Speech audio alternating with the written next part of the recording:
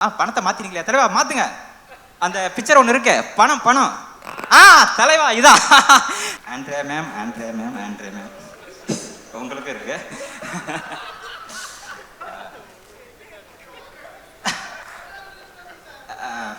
Ma'am நீங்கள் ஒரு பெரிய அவதாரம் எடுத்திருக்கீங்க. திட்ட ஒரு பெரிய கேப் ஆயிருக்குன்னு நினைக்கிறேன் தெரிஞ்சு. ஏன்னா திட்டத்தட்ட மனுஷன் ஒரு படம் பண்ணிடுற பெரிய கேப் ஆயிடுச்சு. அந்த கேப் எதுக்குன்னா உங்களை இந்த சேஞ்ச் பண்ணுறது தான். 100% எனக்கு தெரியுது. எனக்கு திட்டத்தட்ட வந்து எப்படி சொல்லலான்னா, நீலாம்பரி சின்ன ஒரு ரிசம்பிள் தான், அது அதிகம்.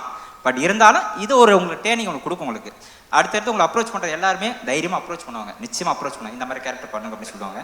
அதில் உங்கள் லுக், அந்த ப்ரெசன்ஸு ட்ரெய்லர் பார்க்கும்போது எனக்கு ஃபீல் ஆகிடுச்சு.